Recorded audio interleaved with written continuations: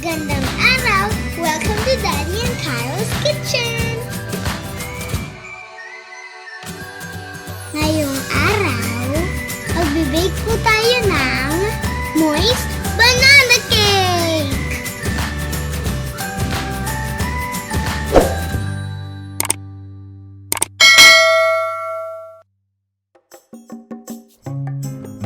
Ito po ang ating mga ingredients. 5 pieces of ripe banana. Half cup of white sugar. Half cup of muscovado sugar. 2 medium-sized eggs. Half cup of oil. 2 teaspoons of vanilla extract. 1.5 cup of all-purpose flour. 1 teaspoon of baking powder. 1 teaspoon of baking soda. Half teaspoon of salt. Half teaspoon of cinnamon. Half cup of my favorite chocolates. Half cup of milk and 1 tablespoon of vinegar. First, let us make our homemade buttermilk. Maglagay po tayo ng 1 tablespoon of vinegar sa ating fresh milk at iset aside for 30 minutes. And now, let's mash our 5 overripe bananas. Importante po na sobrang hinog ng ating mga saging. Ito po kasi yung magpapasarap talaga sa ating banana bread. Pero, if wala po kayong overripe bananas, pwede niyo po itong i-oven for 10 minutes para lumambot ito. Next step, ilagay na natin ang half cup of white sugar and half cup of muscovado sugar. Pwede rin po kayong gumamit ng regular na brown sugar. Tinry lang po natin ang muscovado sugar if masarap siya sa ating banana bread.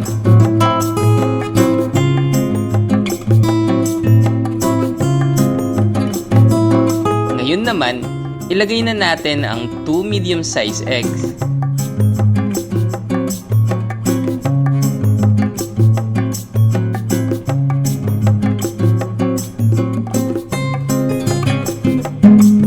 I-mix lang natin itong mabuti. Then let's put our half cup of cooking oil.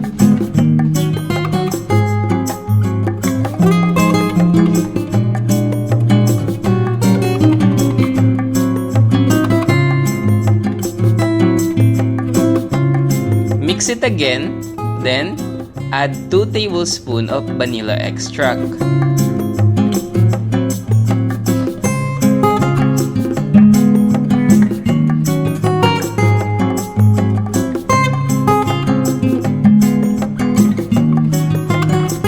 And lastly, our homemade buttermilk.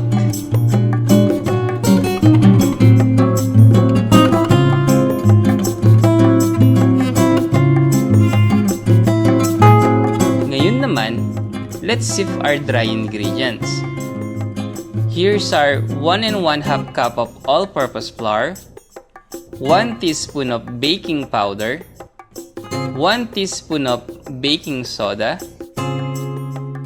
half teaspoon of salt, and half teaspoon of cinnamon powder.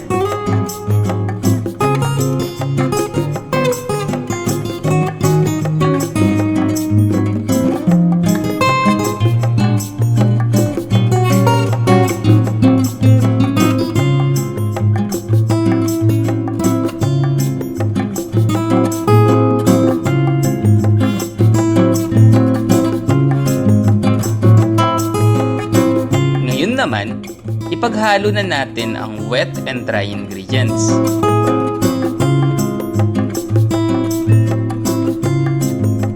Let's mix it until mawala na yung mga lumps or buo-buo sa ating mixture.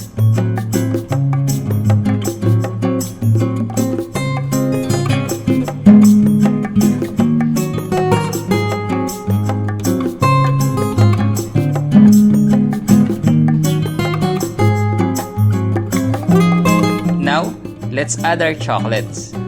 ikat lang natin sila into small cubes. Nilagyan din natin sila ng dry ingredients kanina para hindi sila mabilis lumubog. Ihalo lang natin ito ng mabilis. Pagkatapos, ilagay na natin ang ating mixture sa ating loaf container. Bago natin ilagay ang mixture, brinash na pala natin ito ng cooking oil para hindi ito dumikit mamaya. Pagkatapos, maglagay pa tayo ng extra chocolates on top. I-preheat muna natin ang ating oven ng 350 Farenheit, then bake it for 60 to 65 minutes. At ayan, ang bilis. Heto na po ang ating banana bread. Tusukin muna natin ito ng toothpick para ma-check natin if luto na siya. Kapag dry na ang ating toothpick, ibig sabihin, luto na ito. Ayan, heto na po ang ating super moist and perfectly baked banana bread. Thank you very much for watching our videos. Don't forget to like, subscribe, and click the bell button para ma-notify po kayo sa mga susunod pa naming videos.